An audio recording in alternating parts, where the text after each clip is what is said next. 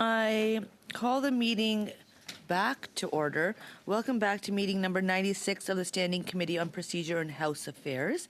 The committee is resuming its meeting today on the...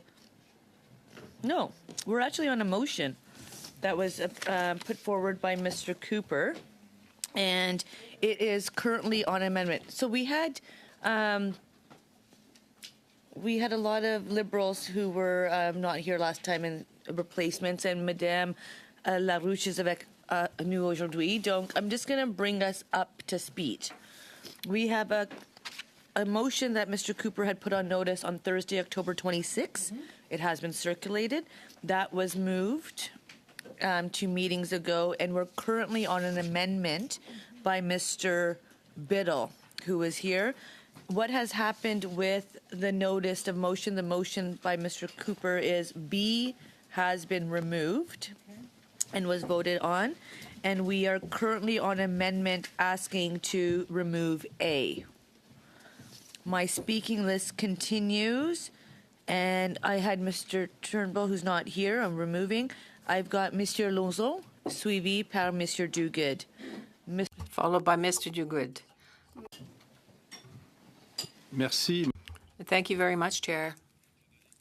In view of the fact that we are almost permanent members here, I would like to welcome Madame Larouche, who is coming here to support us today. Clearly, I'm going to take advantage of the fact that this is a public meeting to say that it has given me the time to reflect on the arguments that I put forward with respect to the removal of A. Perhaps I run the risk of repeating myself, but I think perhaps I should go over yet again my arguments for the removal of Annex A in Mr. Cooper's motion with proper reflection, having given it careful thought, and in view of the fact that it is a question of privilege that goes far back as May 2022, I can tell you that just on the question of privilege, we have heard at least 35 witnesses from all different spheres. We have met very often indeed, and we've heard the personalities involved, the Honourable Member, Mr. Chung, who is principally involved in this. And we met the Minister Mendocino, we met Mr. O'Toole, and we heard our special rapporteur, David Johnston,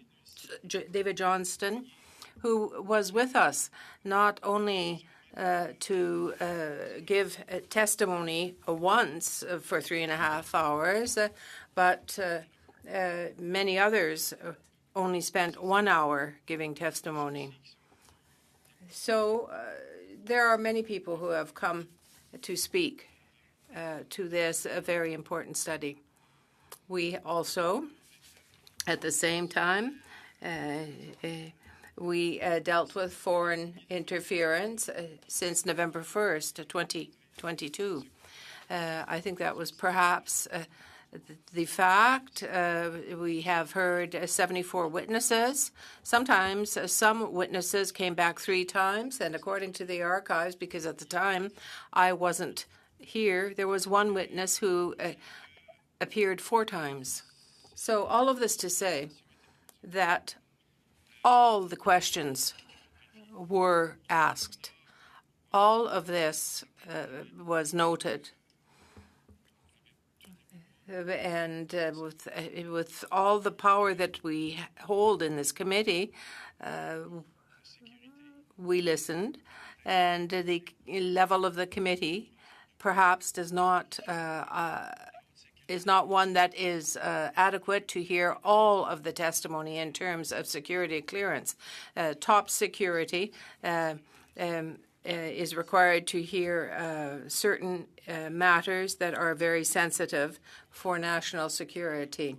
And given that, though, we had all the reports, all the documents, and so on, all of this to say that we can't hear everything and we can't be seized with everything. And since we parted company the last time around up until today, I can attest to the fact that we have worked diligently. And we have a report that is almost ready to be worked on to reach conclusions and make recommendations. There are certain sentences and phrases in the motion in terms of replacing Section A, which speaks to foreign electoral interference. The committee acknowledges the failure of the Prime Minister's office and so on. And then they cite groups that did not supply documents a little further in the notice of motion, even though it was repeated 3, 4, 5 times, though that those documents that were requested could only be transmitted in a certain way. I am convinced that the clerk has done his work in a very complete way. But my comments with respect to this motion are intended to make you understand that once again we are facing some delays that in discussing this motion are intended to postpone our consideration of the report. We heard the replies that we heard. Mr. Blair was very clear in his comments and in his answers to questions. So it is clear that just changing certain words to possibly be able to move on a little later might help us reach an agreement. I personally feel we are just very close to an agreement, at least from our side. This is how I see it. We are on the brink of a consensus that would allow us to reach a solution that would allow us to deal directly with the report. The clerk and our analysts have worked very hard to prepare the report. The report is exactly what was said. It deals with the words of the witnesses who appeared before the committee. And I am profoundly convinced, deeply, deeply certain that we will be able to reach some conclusions and reach our goals. And this being said, if you look at the recommendations, perhaps some changes could be affected. We could ask the clerk to contact all the witnesses who had agreed to give relevant information to the committee. It just includes what I've just said, and it includes exactly all possible documents that could be transmitted to the committee. We don't want to have terms that will put pressure on some. When you say require all information, when it may not be possible to obtain all information. It's difficult to say yes to that. We are dealing with documents that can possibly be transmitted to the committee. Our analysts prepared a report that would allow us to make recommendations and then move on to another issue, to other questions, because we have other very important questions. I'm new. I wasn't in PROC before, but I am one who likes to move things along. I like this committee. I would like this committee to deal with issues that can be moved along. I don't want us to just be at a stalemate on this particular issue. We have a document here that contains the directors and so on. Really, I think this is out of place. We heard 74 witnesses. we asked all our questions. We had that opportunity. We heard the answers and the remarks that our witnesses made. And therefore, I say that we have enough elements to move forward. I certainly maintain my position that A should be withdrawn completely, but I'm ready to compromise.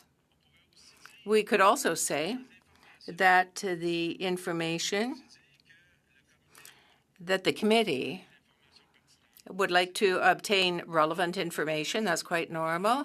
But as to information that has not yet been obtained, that information should be submitted to the committee within a 2-week time frame, and that would allow the committee to move on. That being said, I will give my colleagues the chance to speak to what I am saying. I think that there are other names on the list. Madam Chair, I will put my name, though, back on the list. I want to give my colleagues the chance to speak to this amendment, and I will be very happy to resume and present some arguments and recommendations with respect to what is said. Thank you very much. Thank you to you. Well, thank you, Madam Chair, and I want to thank my colleague for his remarks. And Madam Chair, if you'll allow me just to make a general observation, and I promise that I will tie it to the amendment A. And Madam Chair, as you know, I am a new member of this committee, and my first observation is that this is the study that never ends, as Mr. Lauzon has suggested. There have been a lot of meetings, a lot of witnesses, 17 meetings on this matter of privilege alone. If you count the foreign interference study, many more. I think the witness count is 74, with many of the witnesses appearing more than once. And we have been at this motion of privilege study since May, as you know. And Madam Chair, just every time we think we are getting somewhere, Mr. Cooper introduces a new motion. And Madam Speaker, while I love the sound of Mr. Cooper's melodious voice, I have great respect for his intellect. I have less respect for his logic and for his approach to this particular study that never seems to end. Madam Chair, I would just draw to your attention the testimony of Eric Jantz, acting clerk of the House of Commons, who testified to this, the issue of the motion of privilege, and he very much, and you'll see this on page 30 of the report that we are trying to get to, Madam Chair, but I certainly got the sense of urgency that this matter be dealt with expeditiously, Madam Chair, and let me just quote from his testimony. He explained that steps normally include establishing the facts of what occurred, considering whether the events represented a breach of members' privilege or a contempt of the House, and consider proposed remedies, Madam Speaker. And he goes on to say that he urged members to phrase recommendations carefully if the committee chooses to make a report to the House, explaining that they should be actionable and should fall squarely within the committee's mandate. Madam Speaker, as I mentioned, or Madam Chair, this really is about the privileges of all of us, but particularly Mr. Chong, Ms. Kwan. I know they're waiting for answers. We're waiting for answers. And so it is important that this committee get to solutions, to recommendations, as so strongly recommended by Eric Jantz, acting clerk of the House of Commons. You know, when it comes to Part A of the motion, Madam Speaker, this is obviously a partisan shot at the Prime Minister. clearly unhelpful to moving forward. And I think Mr. Lazone had some very positive recommendations on how that could be massaged and how it might be put into a more constructive form. But Madam Chair, I'll just remind all of us around the table that that's what question period is for those more partisan elements. This committee is trying to get to the bottom of the issue of privilege so that we can protect those members that I mentioned, so that we can protect ourselves, so that we can do our jobs. And so, Madam Speaker, I know I've heard Mr. Green many times, very focused on transparency, on documents, and so in the spirit of getting on with it, Madam Speaker, I think again Mr. Lozone made some useful suggestions that perhaps we could have the clerk reach out to all witnesses who agreed to provide relevant information to this committee that have not been received, and that the information be submitted within a few weeks. So, Madam Chair, that we could really get to this report, which, in my view, needs some serious work, some serious editing.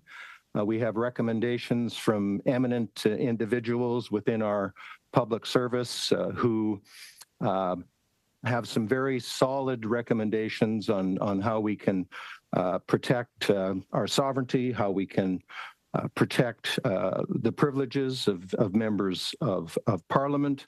And so, Madam Chair, I hope that amendment is coming forward, an amendment is coming forward so that we can find some consensus and that we can move on. So, Madam Chair, with that, I will yield the floor. Thank you, Mr. Duguid. Mrs. Romanado. Merci beaucoup, Madame la Présidente. Thank you very much, Madam Chair. It's always a pleasure for me to be with my colleagues at PROC. Kind of going over what has happened. I was unfortunately unable to be here last Thursday. So it's kind of tough to follow my colleagues because I'm in sort of the same vein. Obviously, my question with respect to item A is, what's the goal here?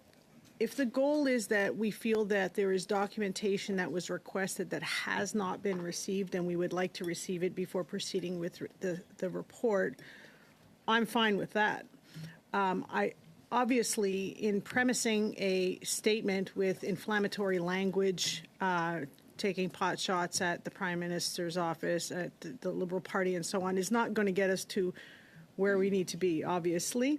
No member of Parliament would support using inflammatory language.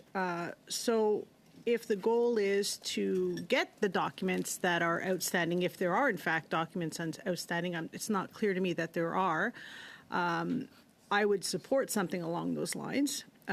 Because if it's something that will be helpful in terms of determining whether or not Mr. Chong's privilege were in fact breached, I'd welcome that. And I think I'd like to get some clarity from the clerk if there are any items outstanding, because if there are no items outstanding, I think this is a moot point that we're having a discussion about. So I don't know if it'd be possible for the clerk to give us an update on whether or not any documents are outstanding, and if so, what those would look like, because we might be having a conversation for the sake of having a great conversation, but maybe we have already received everything. I'm not sure.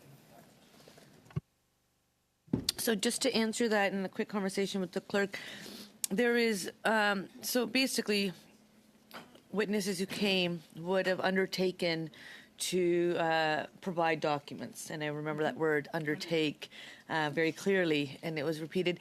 There was not a list being created by the clerk to actually know what was owing, because you would think if a witness came and undertook to provide documents that they would be provided to us in a timely way. So in that sense, that's where I think this conversation is relevant, and we could go to see, or if we know what documents we think are outstanding that are not being referred to, then we can know. But we would all know the witnesses who came. We would all know what we asked them to provide, depending on who asked them to provide it. So we would be able to get that information, and we would know, because if somebody was offering me information and I did not receive it, because it would be in our digital binder, I would then be able to say, hey, I've not seen this document, can we follow up? And the clerk would be more than willing to do that. And I think it's just sometimes a matter of reminding. Thank you very much, Madam Chair, for the clarification. So perhaps that's something that we would actually put in A, would be removing the language that obviously none of us would support, and say, like, as my colleague said, have the clerk reach out to all the witnesses who undertook to provide us information and ask them to provide that information. If we can do a cross-reference of what was asked and what was received and reach out and actually ask for it, I think most of us would support to that. It just kind of sounds like we need to know what's outstanding and ask for it, and then go from there. I think that's definitely food for thought. We're currently on an amendment of removing A, that is what's on the floor. I hear the comments being made in regards to if there are documents that are outstanding that would benefit the report, because there was agreement that we wanted to respond to the question of privilege that was referred to here. And so I would just say to members that if there is a document you're referring to that's not been received, it would be good for us to know, and that could help. Madam Chair, in that vein, again, I don't know what my colleagues are feeling, but I understand it was a colleague who was substituting in that moved the amendment to, I think it was actually replacing me, to amend to remove A. There seems to be conversations that is not something people agree with. So I would actually ask for unanimous consent from the committee to remove that amendment, and we can go back to the original, if that's the will of the committee, and then we can discuss it about amending it. Is that much more, or procedurally, is that better? Vote on it. So I would say if I don't have agreement, then I would be saying that we could, if we can get to the end of this, we could vote on it. Okay. And then we would see the will of the committee, and then we can get to the main motion as amended. So I'm going to go to Ms. We have an amendment to make to A. That's more. Would you like to, so I have you on my list, and then I have Mr. Lozon. I can explain it at that Would you point. like to remove yourself? No. From the list? No. You would like the floor is yours, and Mrs. Sahoda. Yeah. I'd like to explain when people are listening. So is the floor mine right now? Yes. Okay. All right. So there are still some side conversations going on. Maybe we could suspend even, like you can have them. I think they could be productive. No, I don't want you to leave. I'm not saying it as a. Could we suspend then? Because we don't have all the members, and I feel Mr. Cooper's motion.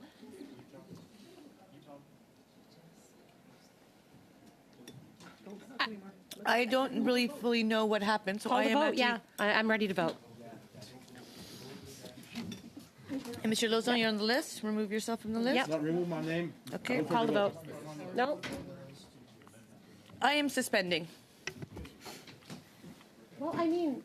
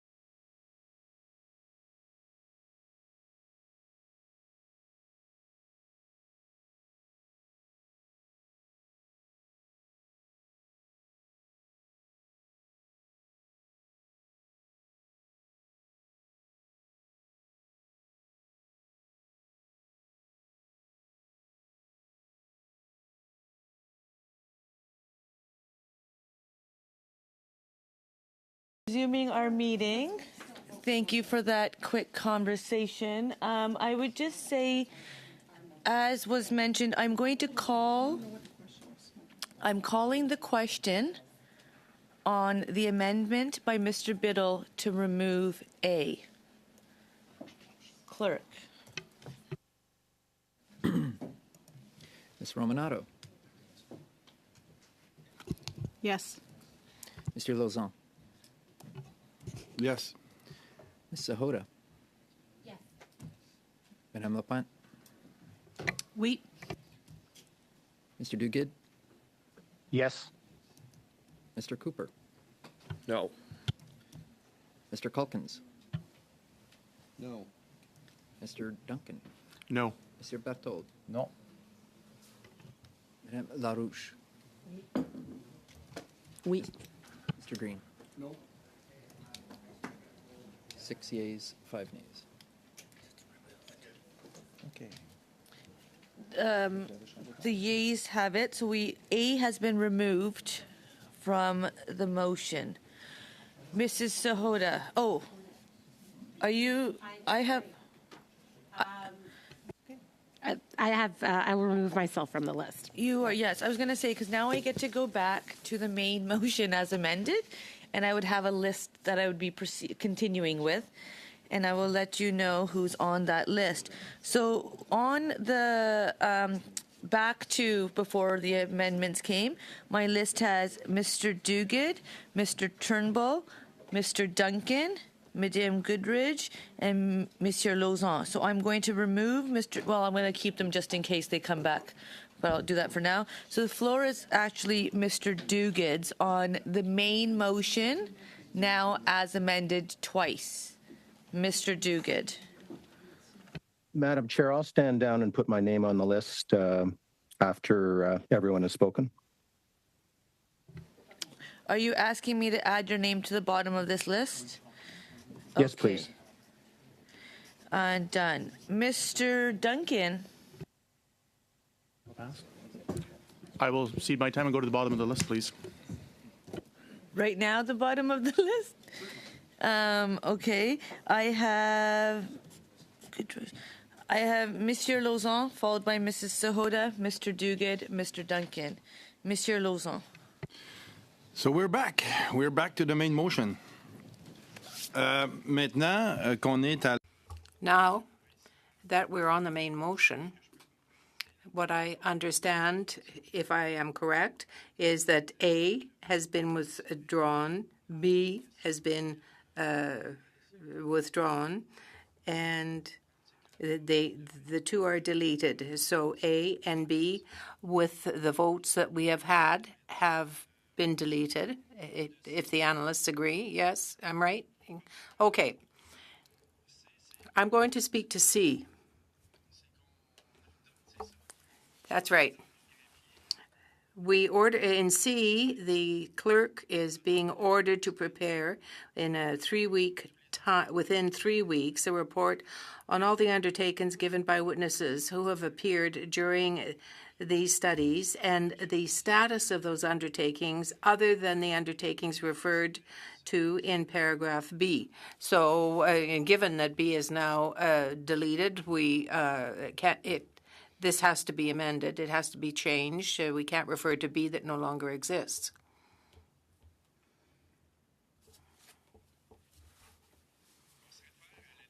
We're referring to B.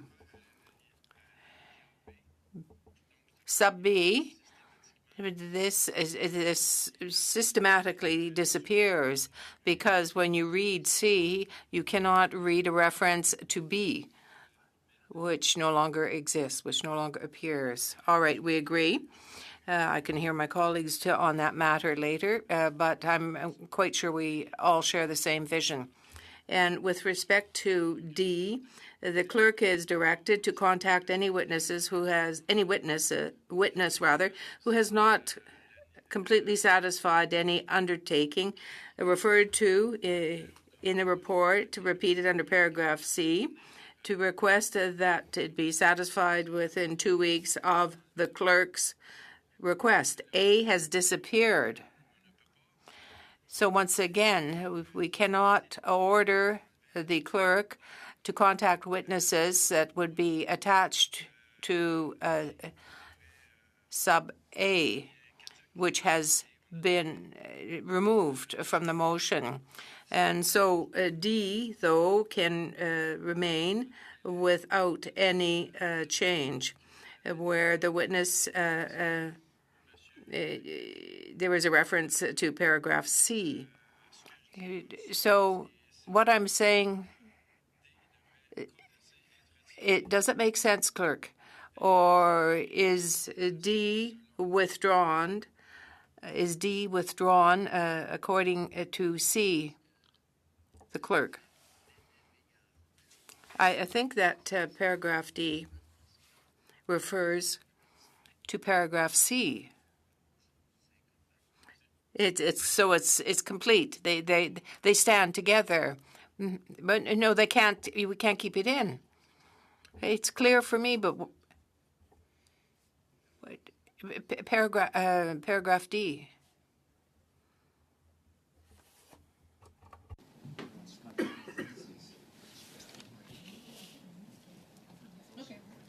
Okay? So the way the clerk's interpreting it is that one is about preparing the report and one is contacting the report. So the two are, they will be connected, because if you prepare the report, it'd be nice to contact the people.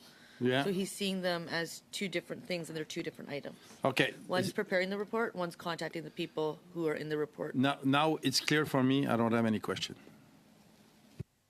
Wow, excellent, thank you. Mrs. Sahota.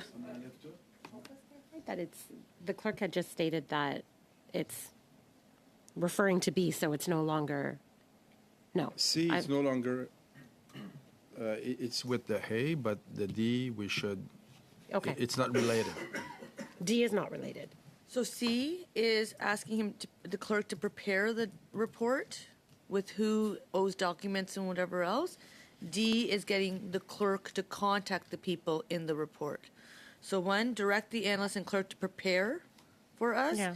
D is direct the clerk to contact them. So the two are needed. So he's not suggesting they be removed or they're not redundant. Okay. He's saying that they do have value in it. One is to create the report of the outstanding documents. One is to contact the people. But who are we? Okay, so I guess it's my turn anyway. So in my turn, I think I'd like further clarification. And I would ask, who are we really contacting at this point? Because A has completely been removed. So the motion first reads that in relation to its order of reference on Wednesday, May 10th, 2023, concerning the intimidation campaign orchestrated by Wee Zhao against the member of Wellington Halton Hills and other members, and in relation to its study on foreign election interference, the committee direct the analyst and clerk to prepare for the members of the committee within 3 weeks a report on all undertakings given by witnesses who have appeared during these studies. Okay. And the status of those undertakings, other than undertakings referred to. Okay, I think I understand more clearly. Just so many changes have happened. Okay, so basically the analyst would then go back, and we have a report, but would go back with the perspective, and correct me if I'm wrong at what your understanding is, so that we're all on the same page. You'd go back and you'd go through all the witness lists that we've ever had, give us some kind of table maybe, or however you would like to format it, of all the undertakings that were taken, and then I would think there would be a timing thing needed, because you would give us that, and you would let us know what undertakings were, what the status of those undertakings are. So completed versus those that are not completed. And then I would think that D would only come after we would be able to review all those undertakings, what you give us. Then we would be able to direct you as to who to contact and who not to contact. That's something I would propose that I think makes sense. So in D, it states, direct the clerk to contact any witnesses who has not completely satisfied any undertakings. I feel there should be a step in between, that the way this reads to me is you're preparing a report for committee members. I'm assuming we should have a meeting on that report then, and then we, or the clerk wouldn't automatically see the report on its own, on his own, go and start contacting people, or would we have a discussion as to what the undertaking was, you know, whether we find that it was complete or not complete? Would we discuss that? Like the way we have a report right now, we're not getting to review that report. When the analyst brings us this report, would we have an opportunity to review it? Or would all of this just happen between the analyst and the clerk? That's my question.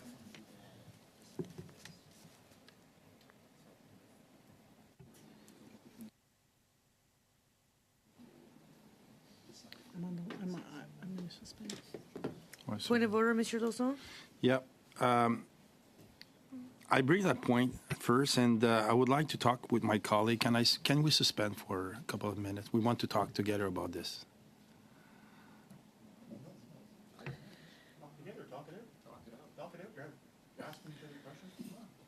So suspension would happen when there was an agreement or happening. So if certain people want to have conversations, that's what was happening. People can have conversations in the room.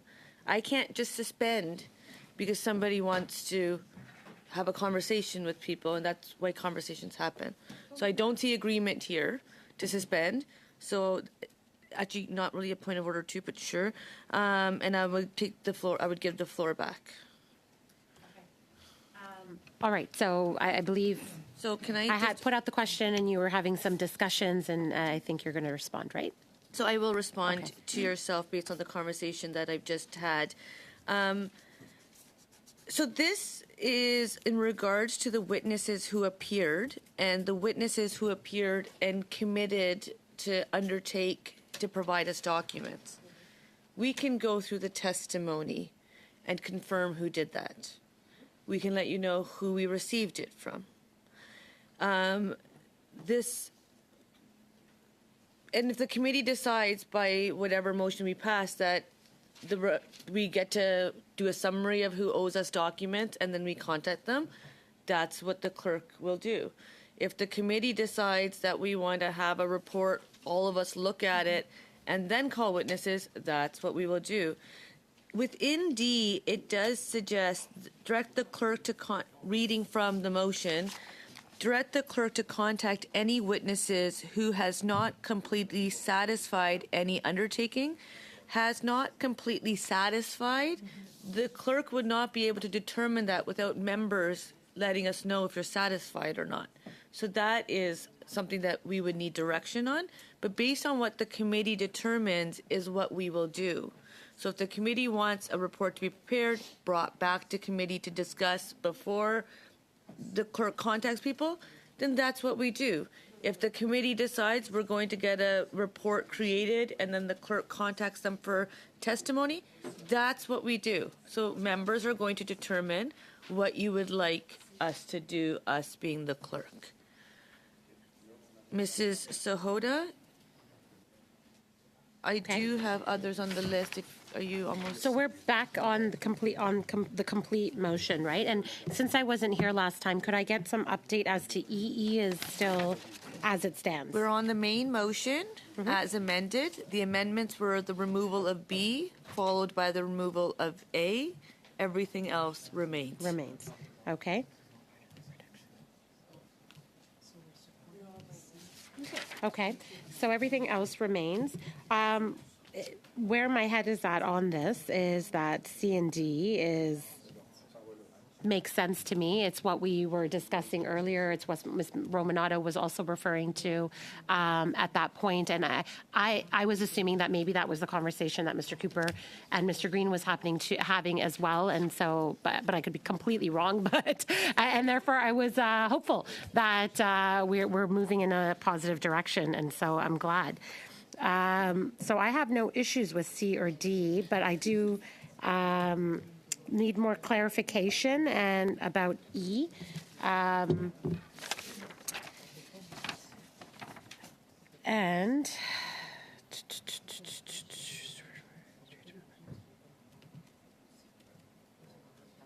it's quite long.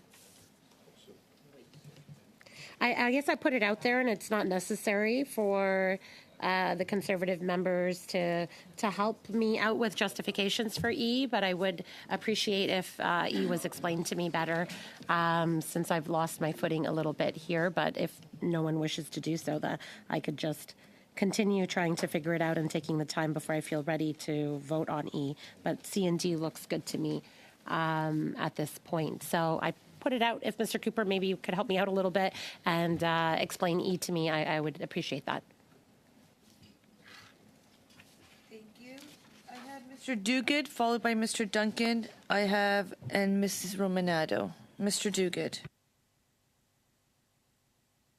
Thank you, Madam Chair. I was very much in favor of what Ms. Sahota just had recommended, hearing from Mr. Cooper. I don't know how the rules work in terms of allowing an intervention for clarification.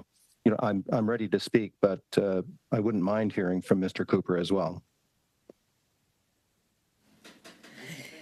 I unfortunately don't believe you're going to be hearing his melodious voice yet. So if you would like to have the floor, you can. Otherwise, I do have Mr. Duncan on the floor, who might provide some insights.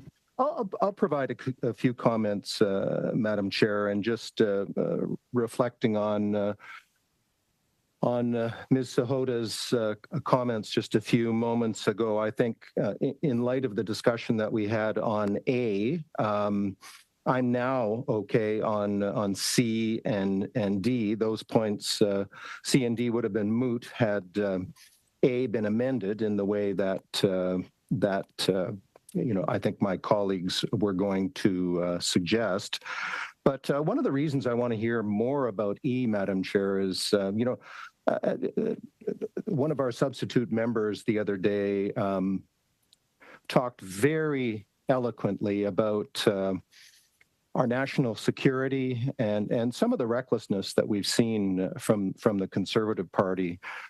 We have to protect our nation, and protecting our nation is sometimes about protecting intelligence. We saw the leader of the opposition the other day rush to judgment, call what was unfortunately a tragic accident, a terrorist attack. Madam Speaker, Madam Chair, they're always willing to jump to those kinds of conclusions without, the proper backing of evidence. So what I'm concerned about in E is jeopardizing our national security. We know that there are foreign threats out there, and Madam Speaker, that's why we want to get to the motion of privilege and deal with the report that is before us, Madam Chair. And I think we, if I had some suggestions for amendments, which I would love to talk with my colleagues about, and that's one of the reasons for the requested suspension. But we need to give clear direction to the departments and agencies tasked with gathering these documents to be judicious, to apply redactions to the Access to Information and Privacy Act, so that we protect our national security, we protect our sovereignty, we protect our members, which is the reason that we are studying this motion of privilege in the first place, Madam Speaker. But I think, in the spirit of what I've heard around the table, we do want more evidence, more documentation, so that we can get to the end of this study, so that we can deal with the matter of privilege related to Mr. Chong, Ms. Kwong, all of our members who have been subjected to foreign interference, Madam Chair. So with that, I once again will yield the floor. But I do, I'm concerned about E. I am concerned about protecting our sovereignty, protecting our country from foreign interference, and that is why I'd like a little more information. Thank you, Madam Chair. Thank you. I have Mr. Duncan, followed by Mrs. Romanado, then Mrs. Sahota. Mr. Duncan? Thank you, Madam Chair. I'll remove myself again and ask to go to the bottom. Thank you. Okay. Mrs. Romanado? Thank you very much, Madam Chair. And so I think where some of the confusion came in with respect to C and D is that a reference to preparing a report, and I think it's more preparing kind of a list of undertakings, like instead of a detailed report. I think that's where there was some confusion. I'm fine with collating a list of what was asked, what was received, and then presenting it to the committee so that we can determine what is absolutely crucial for us to be able to look at before we finalize the report on the point of privilege. I too have some issues with respect to E. I know that we can't discuss in public what is referenced in the draft report, so I can't really explain publicly why I have some concerns about E without breaking privilege of what's in the report that has not been made public yet. With respect to other parts of the motion, I do have some concerns as well, and I'm not sure if other members have some of those same concerns. I know we keep getting people going to the bottom of the list. With respect to, for instance, under provided that 3, I think the language can be worked on a little bit. Right now it says these documents be deposited without redaction in both official languages with the Office of the Law Clerk and Parliamentary Council. I think I would prefer to see something, and I'm prepared to move an amendment to that point, that the departments and agencies tasked with gathering these documents apply redactions according to the Access to Information and Privacy Act. And so I'd like to move that amendment.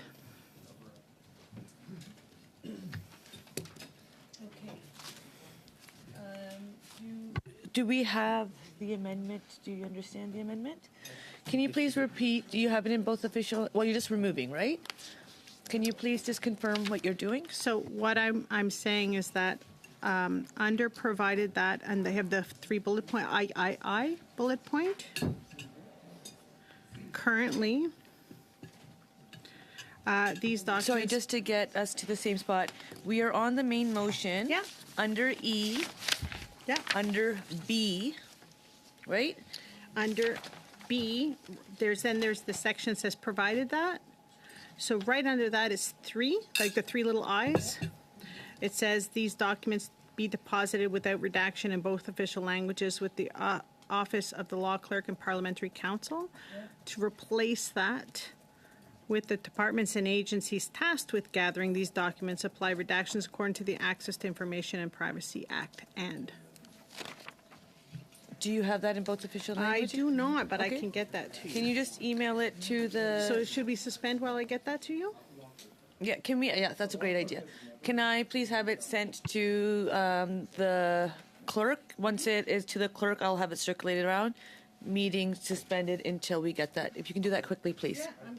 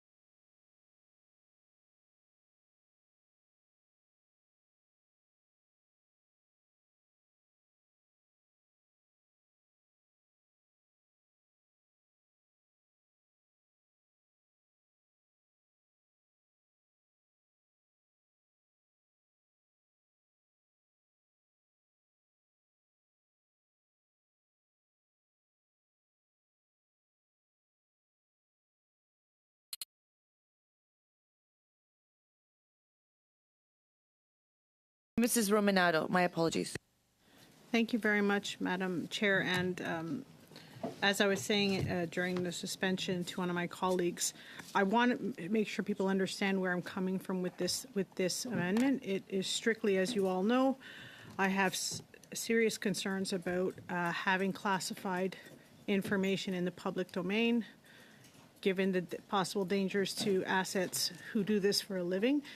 This is one of my concerns, is that information that is not redacted, that should be redacted, could put some of those assets at risk and or alienate our Five Eyes. So my concern is that having those documents in the public domain may be of concern. So that is why I'm bringing it up, but I want to hear from my colleagues. I just want them to know where I'm coming from in this regard. That is my only concern, is information that is classified, putting at risk our intelligence assets who go to great lengths to gather that information.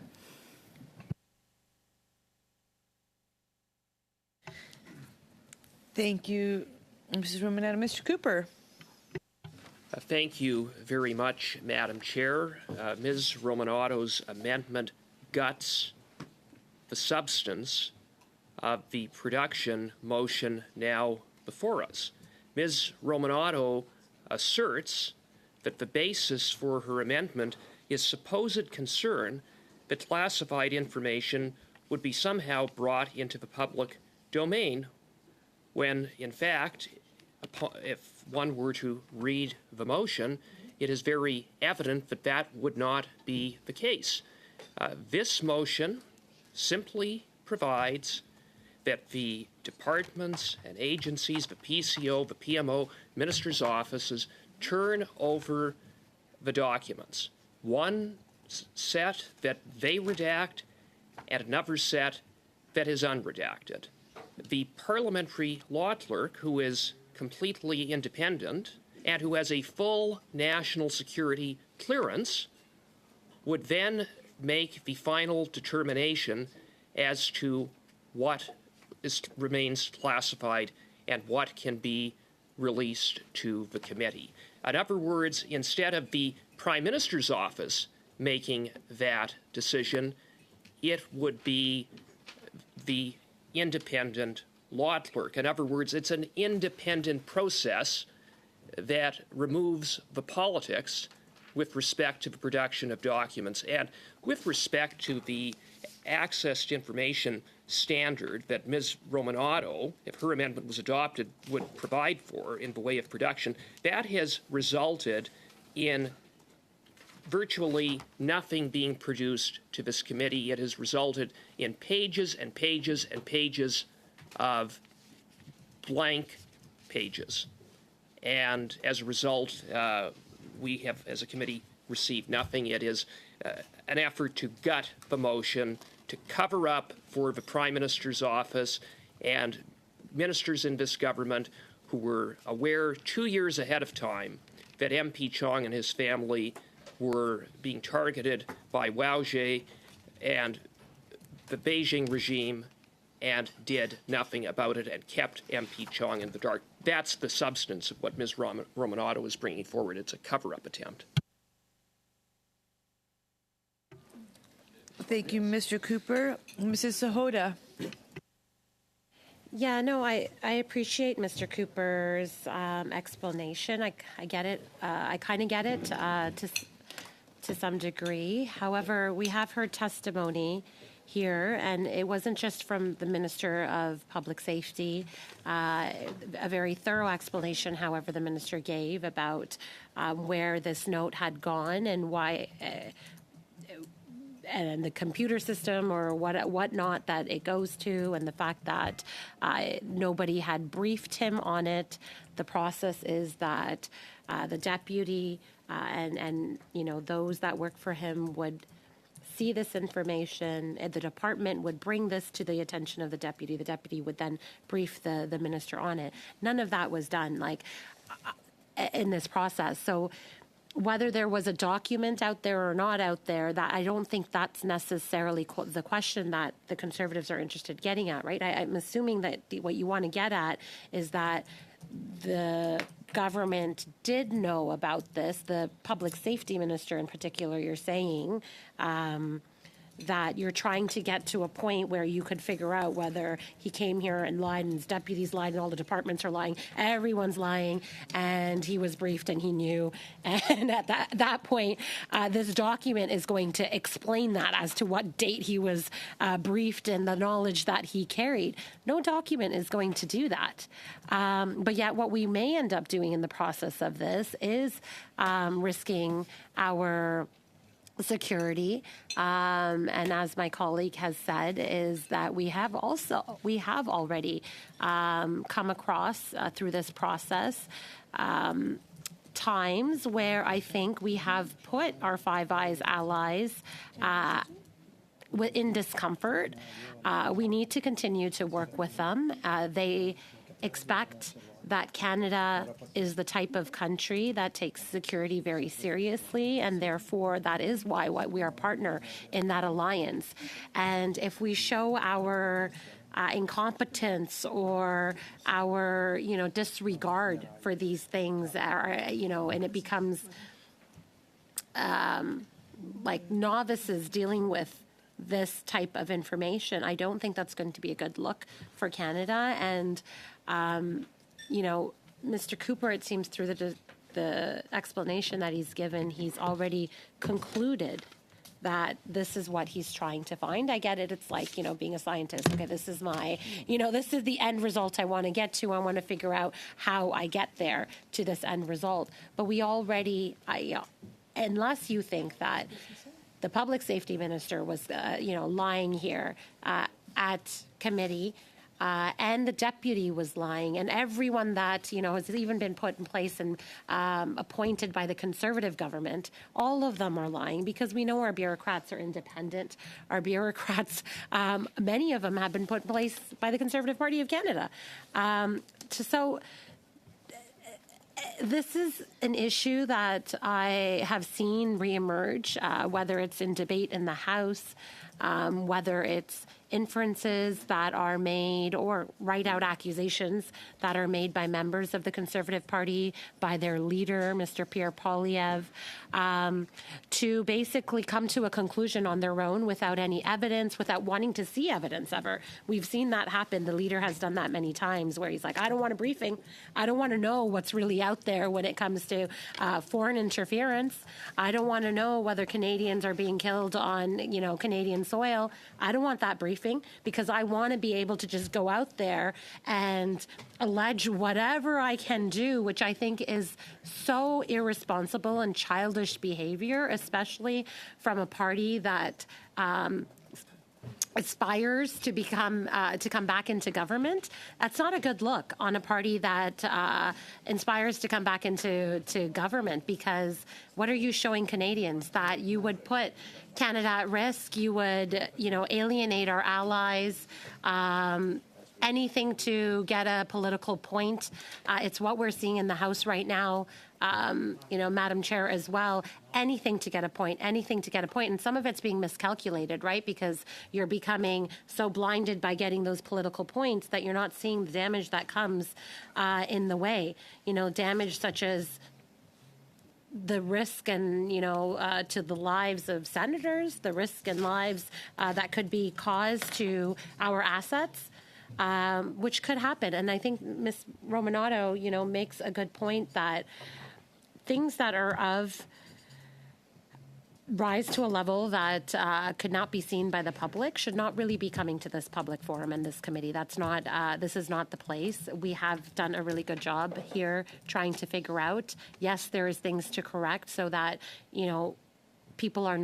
other members are not put into the position that Mr. Chong was put in.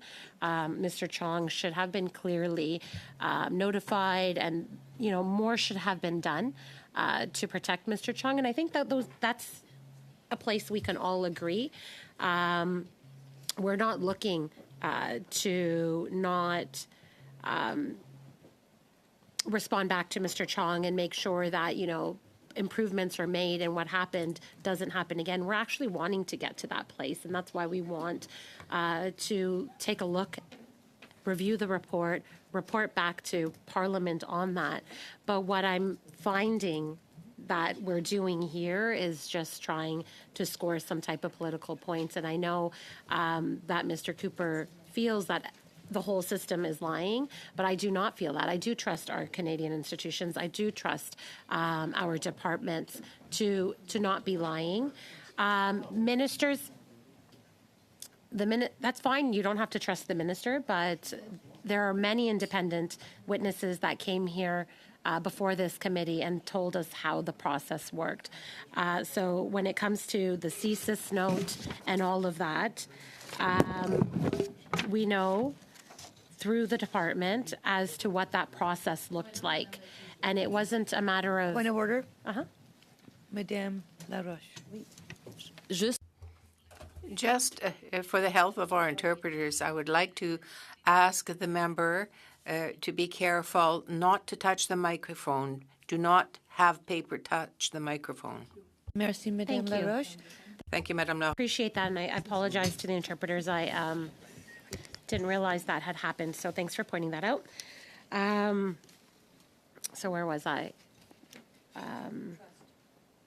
Trust. Yes, you're right.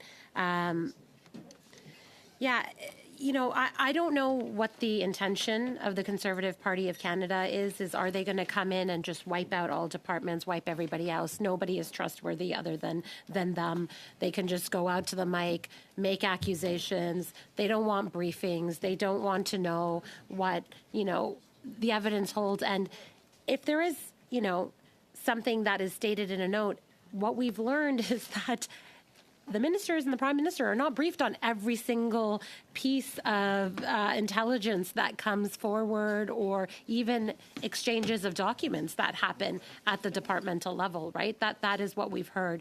So maybe there are, what we should be recommending from this committee is that there are certain types of things, and we've had those discussions here today, when it rises to interference, intimidation of a member of parliament to be able to carry out their duties. It's very important that we make sure the minister is made aware of that, and I think the departments now have realized that too, after, you know, what has happened and how we've had these conversations at this committee. So that is what if we're looking for some honest results to come out of this, that I think is what the result should be, is that we make sure we strengthen our system so that that doesn't happen. So intimidation doesn't happen by foreign actors, even internally, right?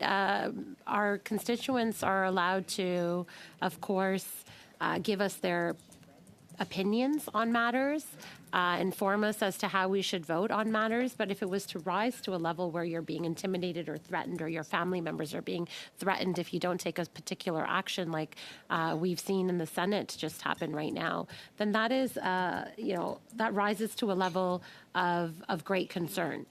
And therefore it should be taken very seriously by the public safety minister. And perhaps, since there is an investigation happening in the Senate right now about that too, I think they are now seeing, you know, how important this is. And having the study here at this committee, I think, has brought some light to that. So I stand with Ms. Romanato's amendment to number 3, to B3, that these documents, that the departments and agencies that are tasked with gathering these documents should apply redactions according to the Access of Information and Privacy Act. If we're receiving any types of documents, I think that is standard, and that should be done. Unless we're going to be getting some kind of special security clearance and be viewing everything in camera and all of that, I don't know whether that's a process that could be undertaken. That's not really written here or anything like that. So I think in the absence of that, we should be applying this amendment and voting in favor of it. Thank you, Madam Chair. Thank you, Mrs. Sahota. I have Mr. Duguid, suivi par Madame Laroche. Mr. Duguid. Thank you, Madam Chair, and I want to thank my colleagues for their interventions. And Madam Chair, I'm going to start where I began previously, which is, every time we think we're headed to the finish line with this particular study, Mr. Cooper introduces another motion. We've had 17 meetings, 34 witnesses and climbing. Many of those witnesses have appeared more than once. And, Madam Chair, I have read the report that we want to get to, because we want to get to actions, conclusions. We want to protect parliamentarians. We want to get answers for Mr. Chong, Ms. Kwan, and frankly, all of us, because we know that foreign actors are out there. They mean our country ill will. They mean democracy ill will. And Madam Chair, that's why I'm really concerned about E, and why I support the amendment by Mrs. Romanado. And we've heard from many senior public officials. Let me list a number of them. Tara Denham, Director General, Office of Human Rights, Freedoms and Inclusion, Department of Foreign Affairs, Trade and Development. Michael Duhame, Commissioner, Royal Canadian Mounted Police, and Mark Flynn, Deputy Commissioner, Royal Canadian Mounted Police. Sherry Henderson, Assistant Director, Requirements, Canadian Security Intelligence Service, and about 6 or 7 other senior public servants, Madam Chair. And what do they all conclude, Madam Chair, through their public testimony? That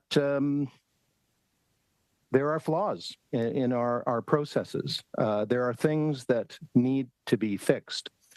And therefore, Madam Speaker, we really need to get on with it. We need to get to the report.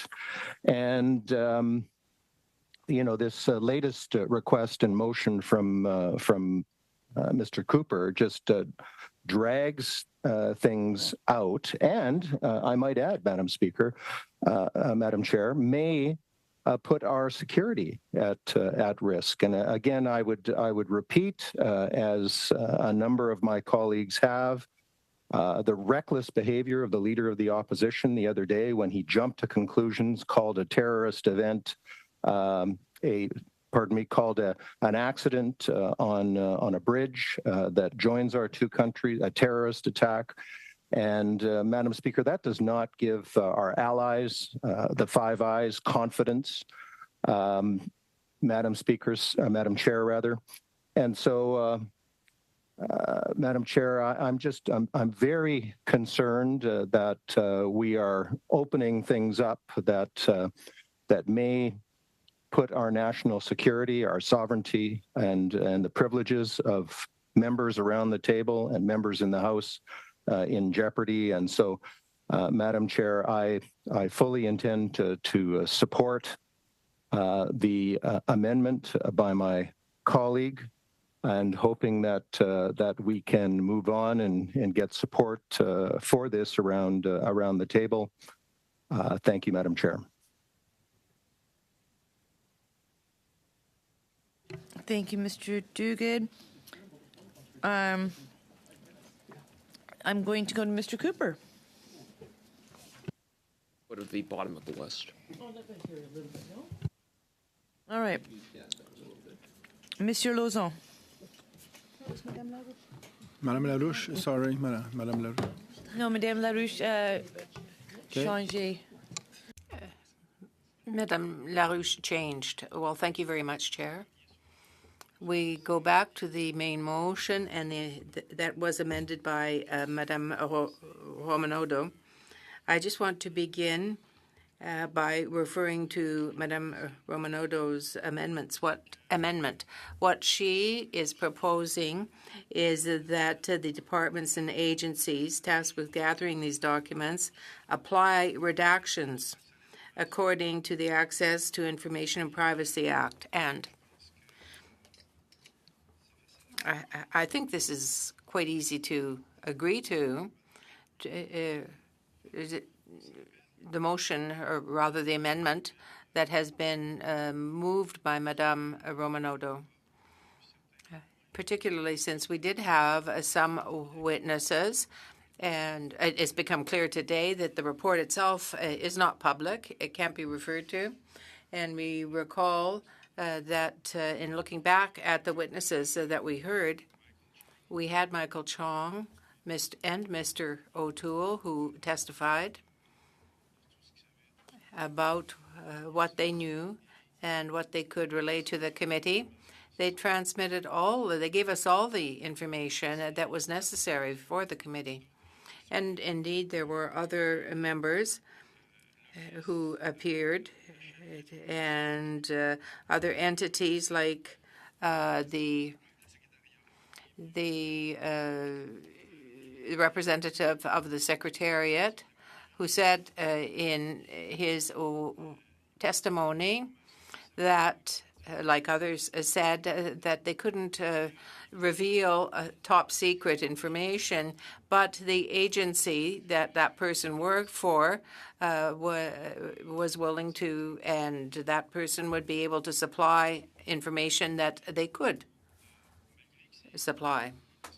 But despite this, and despite the fact that perhaps the Conservatives don't like the answer, that is the reply that we got. That is to say that we had people appear, and the minister who appeared said that there was information that never came to his office. So that was the answer. And if that answer wasn't good enough for them, they're trying to get it another way. This is what I think about it. If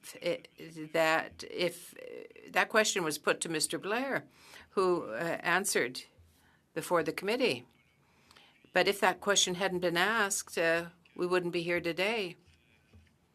So let me remind the committee that in the report, that is to say, for the report, we heard people testify that, quite simply, they spoke to parliamentary privilege and the role of committees. They explained very clearly what the role was. I read in the testimony that was supplied by Eric Jans, acting clerk of the House of Commons, who spoke and explained to all members what this meant. It was clear, he spoke to the Conservatives how this information would be conveyed to a committee. He indicated very, very clearly that it was not his role to speak to facts, but that he was there to address privilege, members' privilege, in terms of the documents that would be submitted to the committee. So it was a reference to committee that was made by the House in terms of greater consideration of the matter in greater depth. So here we have the issue of security, and I understand that members may not like to receive documents that have been redacted. But is it to hide sensitive information for national security purposes? And is it for the good of our government? These are measures that have been proposed to combat interference and to compromise foreign interference throughout the government. So I say, with respect to the documents, that you have to respect the rules and also the top secret security clearance of the government. Now let me turn to Michel Bédard, who is the law clerk acting who spoke to parliamentary privilege and the role of the committee. He spoke about the way in which parliamentary privilege in general is recognized in the Constitution. There are rules that have to be followed. He explained to the House that the House has the power to require documents, but we don't mean compromising national security. We have the freedom to ask the questions that we would like to ask. And indeed, in the past, I've participated in PROC meetings to enjoy that ability to ask questions. But now today, we're stuck here. We're just dealing with this request for certain documents. I don't think it's very responsible. It's not really responsible as parliamentarians around the committee table to be asking for the exclusive right to hear or to get documents that may well be sensitive in terms of national security that may not be available to other committees. Asking for them unredacted. Unredacted. In French, it's a very difficult word to pronounce. We use it often to practice, but redaction is something that means that someone somewhere felt judged, reached the opinion that it was not appropriate to keep certain sensitive words or references in a document that may well have an import on national security in a document like that. So, with respect to redaction, and thank you, Mr. Berthold, it is for me,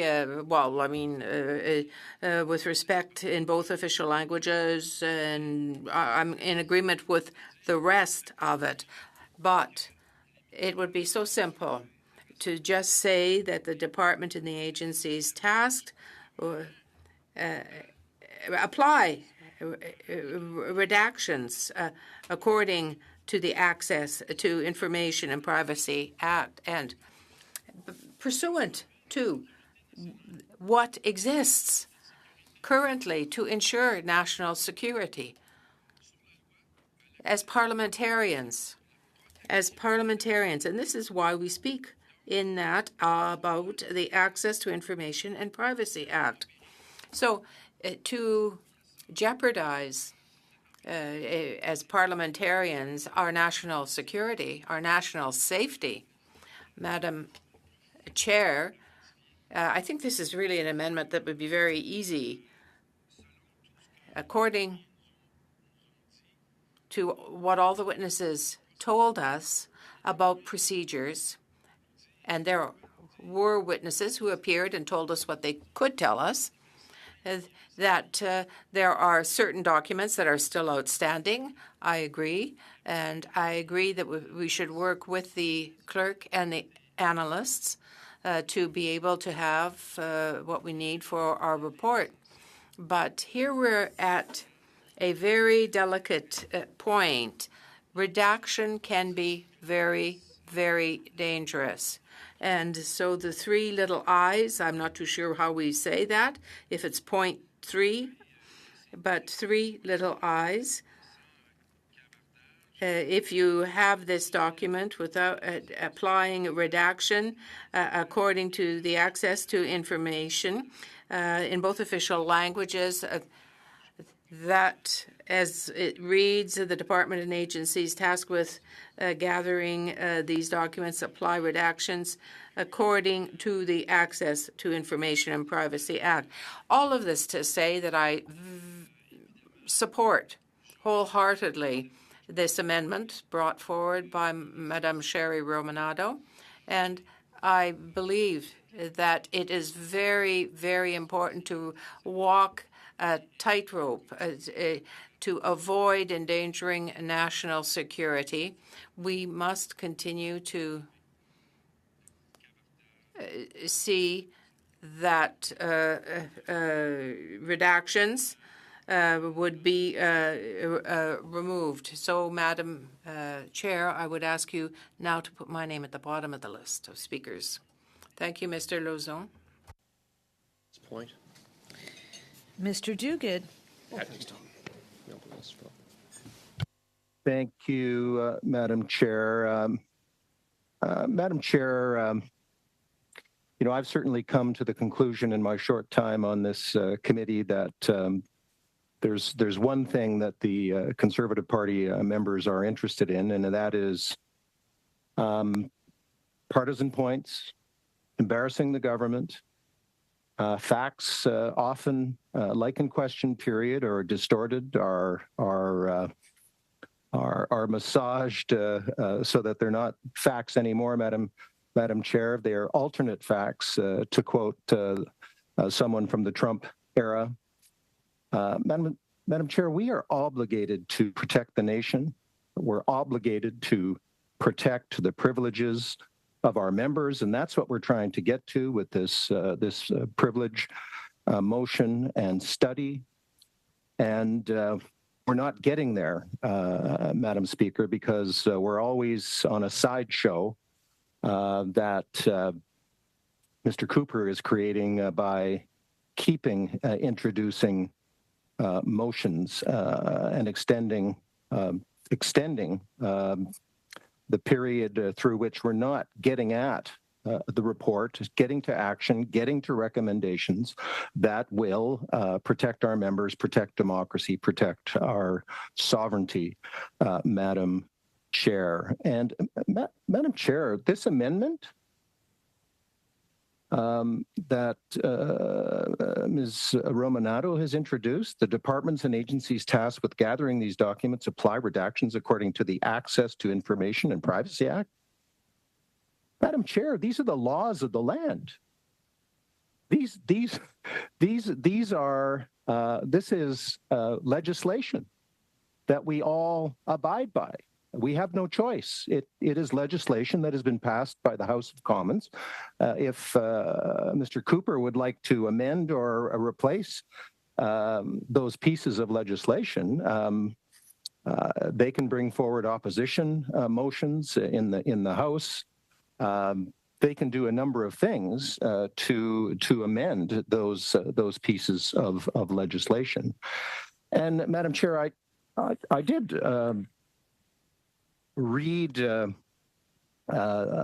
from the record of testimony at the during the course of this study, which unfortunately, or maybe fortunately, Madam Chair, I was not privy to all the witnesses, but I have read their testimony, Madam Chair, and I think I ended off with Mike McDonald, Senior Assistant Deputy Minister, Office of the Chief Information Officer, David Morrison, Deputy Minister of Foreign Affairs, Department of Foreign Affairs, Trade and Development, Dan Stanton, former Executive Manager, Canadian Security Intelligence Service, Rob Stewart, Deputy Minister, International Trade, Department of Foreign Affairs, Trade and Development, and importantly, Madam Chair, Jody Thomas, National Security and Intelligence Advisor, Privy Council Office. Madam Chair, all of these public servants who have served conservative and liberal administrations told the truth on the stand, Madam Speaker. They are required to. And Madam Chair, I recall reading their testimony and hearing a few of them personally, some of them who were back for the second time, that they acknowledge foreign interference is a major issue facing our country. And that is why, Madam Chair, we are having a foreign interference inquiry led by a judge, an independent judge. It will be nonpartisan. It will get to the bottom of things. But Madam Chair, we are dealing with the motion of privilege today. And I would, again, go back to some previous comments. I'm concerned about the privileges of all members, including Mr. Chong, including Ms. Kwan, including all of us around the table and in the House. And I would like to get to the report, Madam Chair, and would respectfully request the honourable member from Alberta to stop putting motions on the floor that drag this thing out, so that we can get to recommendations, we can get to actions, we can deal with the issue of privilege that is really the focus of our efforts today and over the last 17 or 18 minutes. And maybe one last comment, Madam Chair. You know, I am concerned with the tenor of some of Mr. Cooper's comments about national security, his lack of trust with pieces of legislation, the Access to Information Act, the Privacy Act. And again, I would put to him that if he's so concerned about those pieces of legislation, which are on the books, which guide us in our actions, then he should be introducing motions in the House. His party should be introducing opposition motions that work to correct those pieces of legislation if he believes there are flaws. Thank you, Madam Chair. Thank you. Monsieur Lauzon, Mr. Cooper, and then Mrs. Sahota. Monsieur Lauzon. Merci, Madame. Thank you very much, Chair. Thank you, Terry, for your comments. I would like to go back now to some concrete examples, something tangible, particularly with respect to national security. When you have documents that are transmitted to us, that are shared with us, we heard witnesses here in the committee speaking to the issues that could be related to national security in terms of sharing documents. When I look back at the archives, there were former and current persons responsible for this area. I want to cite Michael Duhem, the commissioner of the RCMP, who was accompanied by Mark Flynn at the time, who was deputy commissioner of the RCMP. They both gave us shared information that was quite relevant with respect to the questions that we are asking ourselves today. What we heard was that Patrick MacDonald, the Sergeant-at-Arms responsible for security in the House of Commons, informed the House, or informed rather this committee, that there were concerns with respect to foreign interference given against a specific member of Parliament, where they communicated with his staff rather than going through his office. You know, the Five Eyes gather information more or less everywhere. We did hear Mr. Blair, who was quite relevant in the situation in terms about what was published in newspapers, but he came here to speak to us. All of this to say that when one speaks about foreign interference, there are protocols that are set up that have to be followed in terms of security at the highest levels. We heard about the procedure of how they work internally, what they do internally when there is intelligence. And that was explained. It could come from resource people. It could come from the media. It could come from anywhere. They look for intelligence on the web, anywhere where there could possibly be foreign interference. And those people are supported by the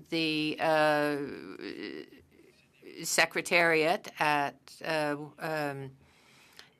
Global Affairs Canada.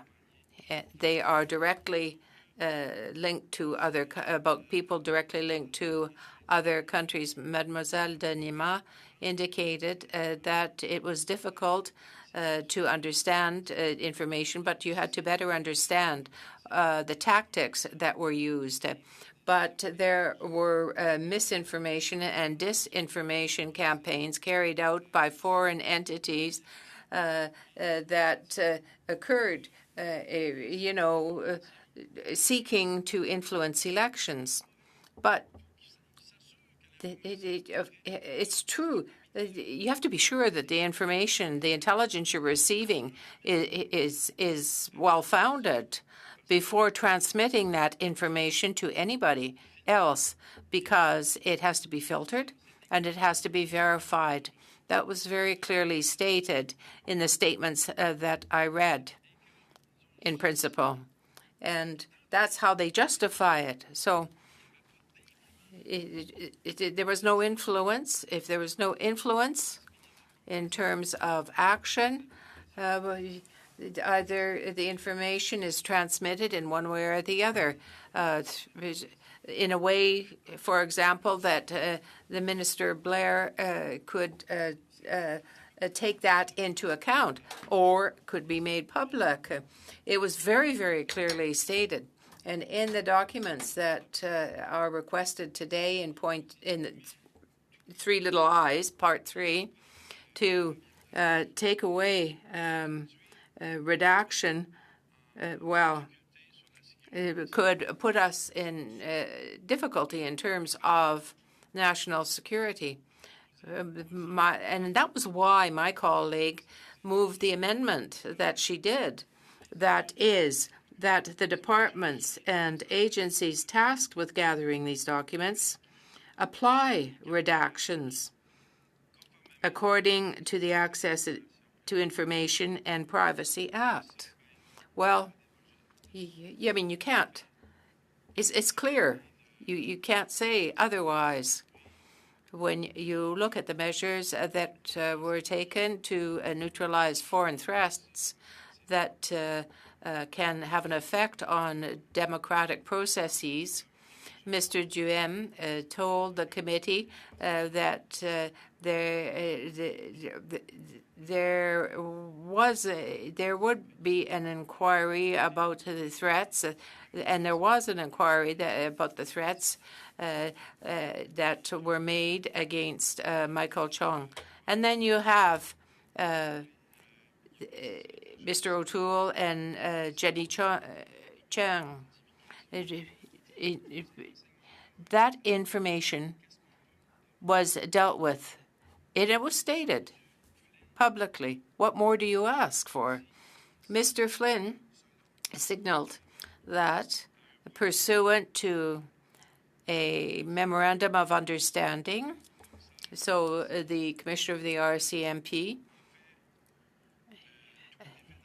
well, everything was done according to the rules.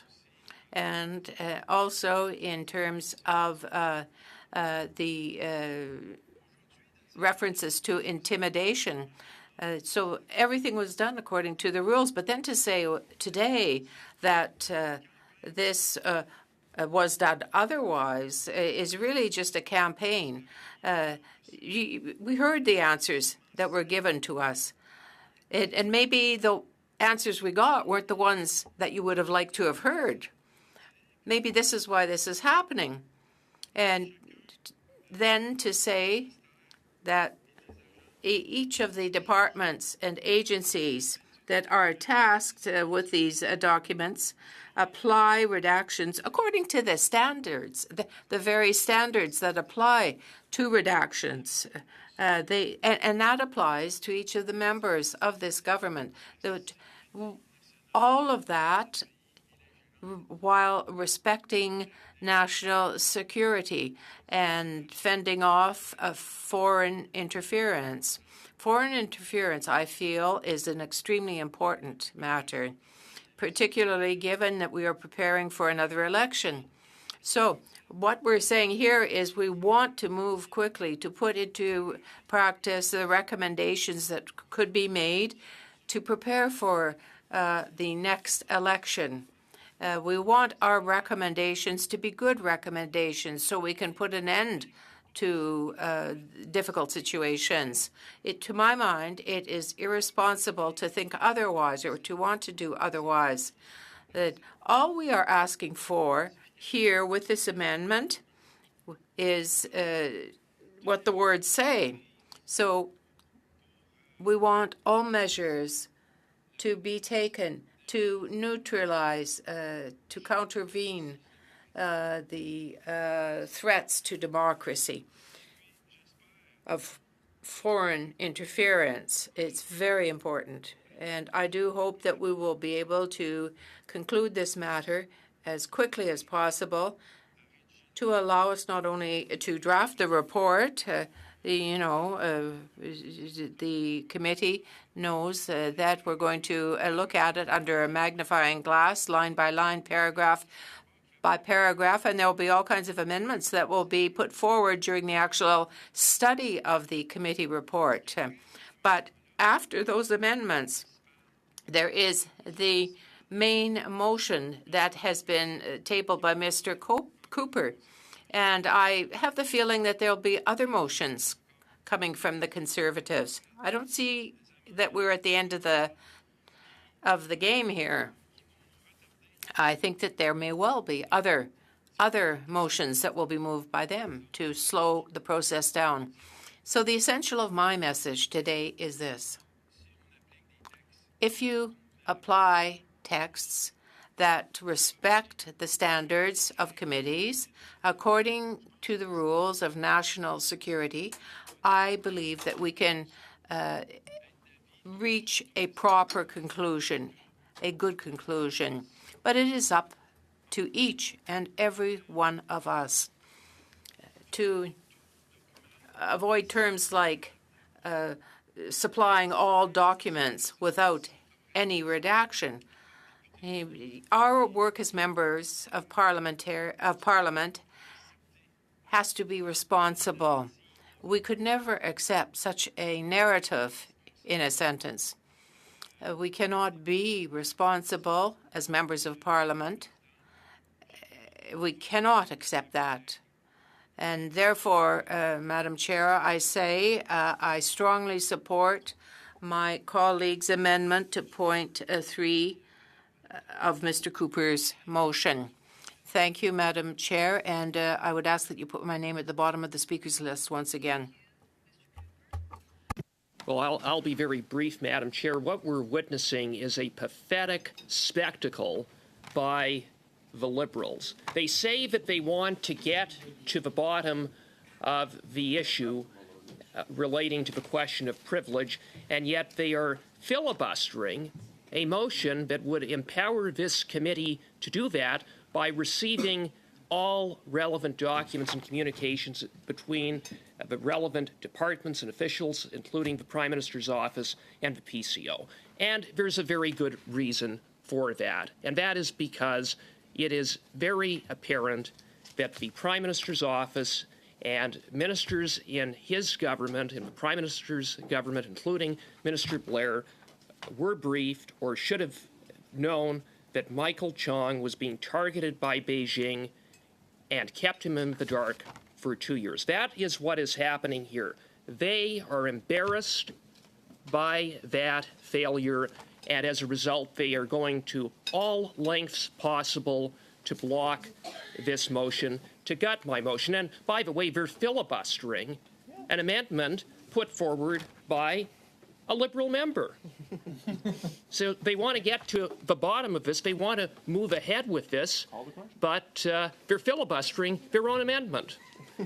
And I reiterate this notion that national security is somehow being imperiled as a result of this motion is absurd. The member, Mr. Duguid, said that the Access to Information and Privacy Act is the law of the land when it comes to the production of documents. What is he talking about? What on earth is he talking about? He should get his facts straight. We have a motion before us. It's very straightforward. It was crafted in consultation with the law clerk, who I think knows a little more than Mr. Lauzon or Mr. Duguid about national security, seeing that he has a full national security clearance. That would simply provide that instead of the Prime Minister's office deciding what is produced and what isn't, that the Prime Minister's office send the redactions to the law clerk and send an unredacted version of the relevant communications, and the law clerk makes a final determination as to what is redacted and what isn't. There's nothing more and nothing less to the motion than that.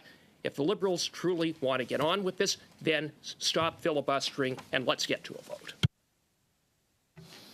Thank you, Mr. Cooper. Mrs. Sahota. Thank you, Madam Chair.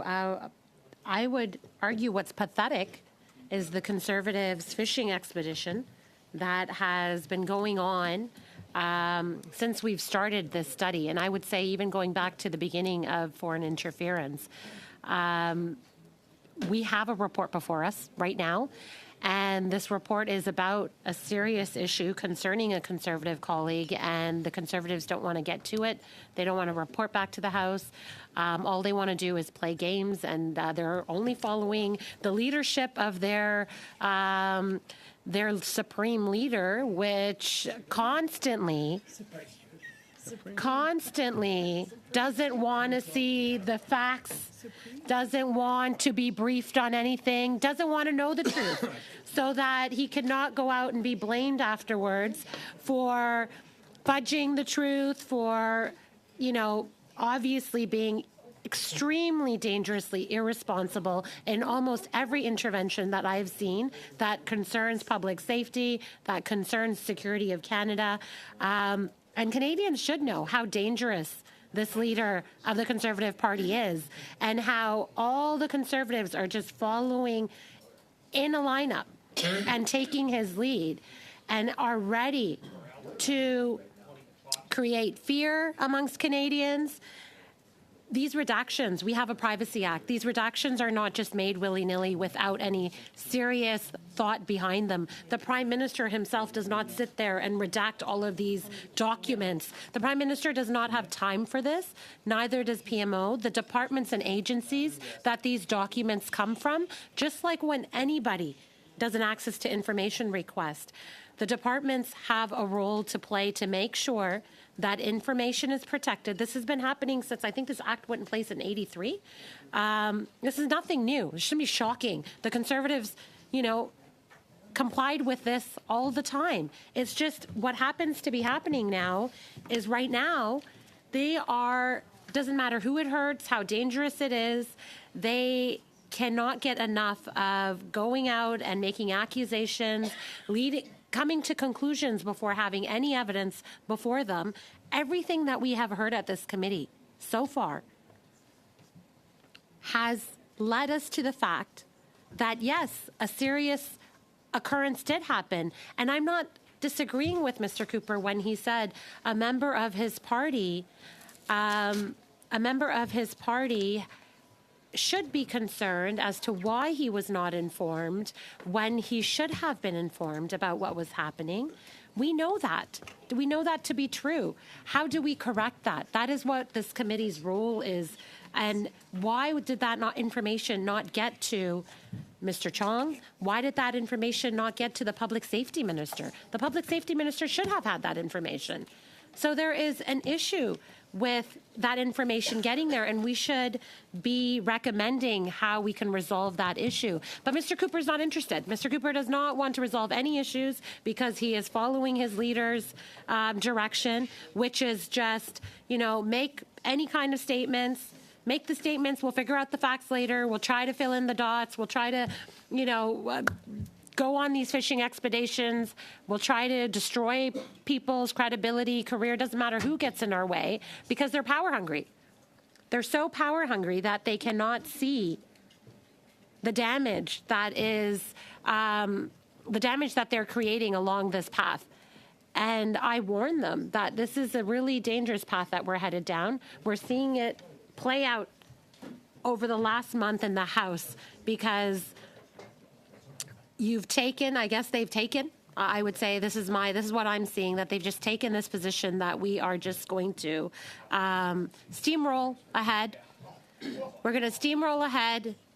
And again, I got to emphasize, and the Canadians need to know that there have been many occurrences, and even at this committee, we've said, let's send this to NSICOP. Let's get this studied properly. Let's have a national inquiry. The government has worked with the NDP, with not too much help from the Conservatives, on coming up with a plan to have a full national inquiry on this issue, and I think that's a responsible way to deal with this, to also deal with the expanded types of threats that Canada is facing right now. But the Conservatives weren't interested in that either. When we were having the study on foreign interference, and time again, we wanted to also include other issues. They said, no, we just want to talk about our ridings that may have been affected, and only those. We don't want to talk about anything else because their interest is only about gaining power. That is the only thing. It's not about the good of Canada, what's good for Canadians, what's good for government, what's good for Parliament. It's all about power, and that's what we're seeing play out here again. Let's not report back to the House. Let's not try to fix the system. Let's try to blow it all up. Let's see how we can do more damage. And we did get the facts. We did get the facts here at committee. Let's get the facts. The facts are that there is a broken process, and we need to fix that process. But instead of fixing it, what I'm seeing is a 2-year long study. It's absolutely ridiculous. That's one way to never get anything done at this committee. At least let's report back. I would like to report and show that all the work that we've done has amounted to something, rather than taking another year to do this privilege motion. It's absolutely ridiculous. When the House referred this motion to us, I don't think the House expected, and I don't even think your colleague probably expected, to have this privilege motion go on and on and on. Even when we had your member here as a witness, nobody cared to ask him any questions. Mr. O'Toole came. He also has experienced issues in this area. Everyone wanted him to be here. We debated a motion to try to get all these other witnesses to committee. Those witnesses came, and they were not interested at all of hearing from those witnesses. So I think I will call for a suspension for today's meeting, please, Madam Chair. Are you moving to suspend? I'm moving to suspend. Question.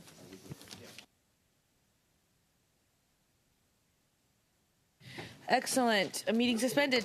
See you Thursday.